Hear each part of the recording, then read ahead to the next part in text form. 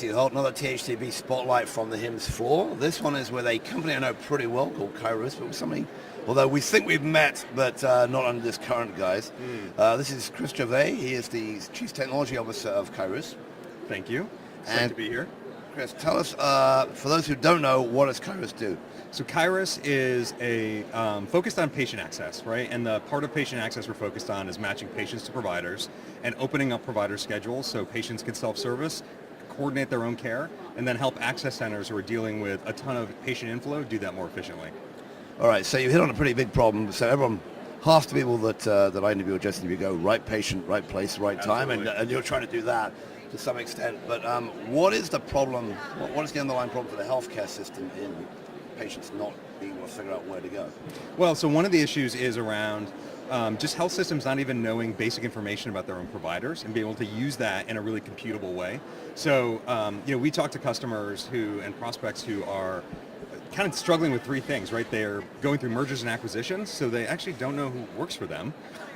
If they do know who works for them, they actually kind of don't know exactly what they do in a useful way. And the third part is that when you think about that entire provider network, they don't know how their capacity is being utilized and what kind of business decisions they could make if they knew where patient demand was, provider supply was. So we help clarify all that kind of stuff.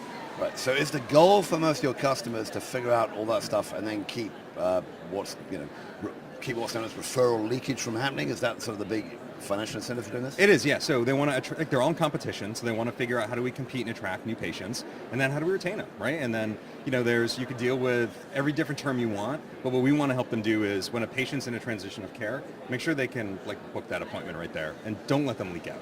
Right. So let's talk a bit about what you supply to do that, and then let's nerd out about the technology behind it. So so I'm a health system, Kyruus comes along and says, I'll fix your problem. What do you actually deliver to me? So we got three things, right? We have the Kyruus One provider data management platform, and all this is, we're all cloud-based, so all this is hosted up in AWS. We run it up there. And what's kind of cool is with Kyruus One, we've got a whole set of APIs. Customers end up using the APIs against Kyruus One in a whole bunch of new ways, and sometimes it's like their first hybrid cloud thing they've ever done, which is kind of cool. So they get a little cool check mark. I'm like, hey, I'm doing some clouding. This is awesome, right? And I isn't healthcare so advanced? Yes. Yes, absolutely. And then the middle part is, around we've got the smart search engine, all the ways for us to categorize availability across multiple EHRs and serve that up, and then do the routing of demand through our apps. So whether it's a consumer or enterprise app, through that engine to connect that patient demand to the right provider.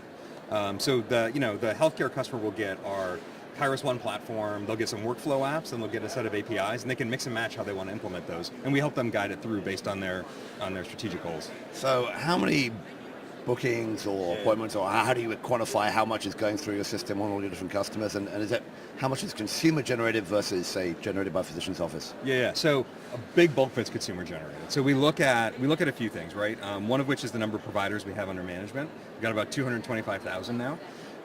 We look at the number of appointments that we're doing, and we're doing with just one customer, over 10,000 appointments per month. Half of those are new patients. So we're starting to see that demand and flow come in. And then the other thing that we measure is we're able to hook in with our customers doing their own Google Analytics and funnels and campaigns, so they can start actually having these analytics for themselves.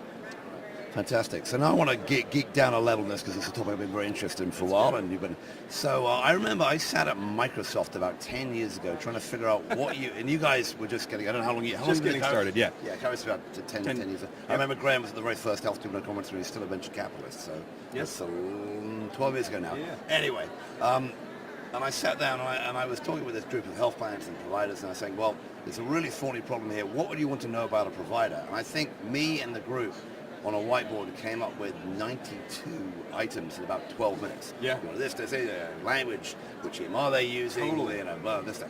So there is a ton to know about providers. It tends to be that consumers and patients know very little. Exactly. And then you've got some other issues which probably we didn't even come up with them, but I'm sure you're thinking about, which is which providers produce which outcomes with which type of patients, back to the right patient, right place, right time. How do you even come up with what is your basic data model for that? So it's been something we've been working on for quite a while, and I think the genesis came out of that conversation, right? So we've got about 200 data elements now that we put together for each provider, and it gets into all those different layers. And one of the interesting things is, right, it's The data for providers has been out there. It's more about like, it's never really been actionable though, right? And the providers hadn't had much say in it and be able to say things like, oh, by the way, I don't just speak English, I speak Spanish, and promote me for that. Or something that wouldn't show up in a licensure or part of your medical education is that you understand Native American health issues, right? And now you can actually bubble that up and say, I want to be promotable for that. I want to be able to serve those patients better, right? So part of what we do isn't just for the patients, it's for the provider, right? They're dealing with a lot of different stuff, and we want to make sure the flow that's coming to them is maximized for that visit appropriateness, so they're getting the right patient at the right time, but also the ones they know they can provide care for. And so with all those 200 data elements, we start looking at it now going, we've actually created a standard here. Now how can we start helping to propagate that out? So on the other end of this provider directory business, there's still a lot of problems of plans trying to figure out who's in their network and who's not, and people coming and going. There's a company I know called Better Doctor, which basically just calls people up to find that out. You must be somewhat in that world, but not quite. So can you explain your relationship with that kind of world? Yeah. So we're not quite in that world yet. It's certainly one that's of a lot of interest and something we're exploring pretty deeply about how we can take what we know with the data from health systems that we're getting today, see what's available from the plans, which often has those quality issues, and figure out, how can we bring that together and augment it, but also provide the flow across that. So if you're a member entering from a plan site, which they're really trying to encourage to do, but happens very little today, could that be turned into another demand channel as well, with better data and just better access, right? Because we've got the connections into the EHRs from there. All right, so let's talk a bit about the company and your client base. So far the clients are all health systems, or do you have clients so far? Right now they're all health systems. So we're really in like the top 200 of the market right now. Now give me a sense of how far and how fast you've come, but also how far you can go just in that marketplace. So the last 2 years has really seen, for us, just not just growth of customers, but more rapid adoption of the whole platform. Sorry about that.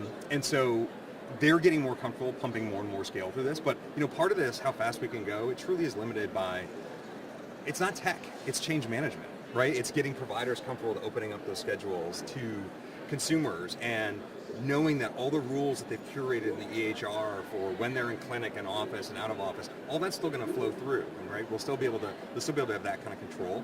So I think within the market we're in right now, we still got a ton of green space to go after, which is awesome, right? But then we look at the adjacencies and where else can we start to take this core capability we have and start going really wide to kind of cover as much of the market as possible, from engaging these providers and getting them connected and opening up all these lanes to those providers for different types of demand channels.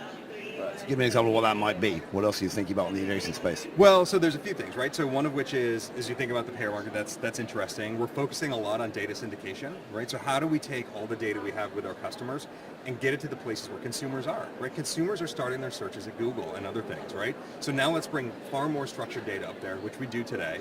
But even then, could be very interesting ways for us you might find a provider because you're traveling and you hurt yourself and you want to book an appointment. What if you could do it like right there? It goes right in their EHR and you maybe never even left Google. Or you jumped right to that provider's page on that local health system and we're booking right there. That's kind of the transparency of access that we really want to get to. Very interesting. All right, let's talk a bit about the business. We have our unicorn over there, which you're not sitting on. I just did an interview sitting on that unicorn, but anyway. So you guys, I know this from memory, and it's, for 30 of him to be wrong, but you raised about 70 million, just raised a little bit more? A little bit under that, yep, right around there. And didn't you just raise a little bit more? We did, so the last thing we did was in September with a strategic investment from Salesforce. And give me a sense about where you are in that progression, because I know that there's C, there's A, there's you raise a decent amount of money. Yep. Apparently sometimes these people want their money back. Is there any indication that might ever happen with you guys? I think there's probably a way for that to happen in a nice way. But look, right now our biggest focus is when we are here, when we're talking to the customers that come by, when we're talking to customers who aren't our customers yet, even though they will be, we're just so excited about the market opportunity in front of us. And if we can keep the growth rate that we're at, I think we're all going to be really happy. So talk about that growth rate. Where are you roughly in revenues? And are you close to that magical break-even profits thing, or are you where? That's within our control. So the question is for us not can we be profitable? The question is how much more do we want to keep investing in the business? And right now we're saying we want to keep investing in the business to grow. There's new product capabilities I want to go build, right? There's new parts of the market we want to go into. There's a lot of folks around here who've come by and said they want to partner with us. We want to fund that. We want to fund that development. All right, so it's going to be fun. Totally. All right, I'm talking to Chris Gervais. He is the Chief Chief Technology Officer, excuse me, I'm now losing my thread, at Kyruus. Yes. Thanks for your time, Chris. Thanks, Matt. It's awesome.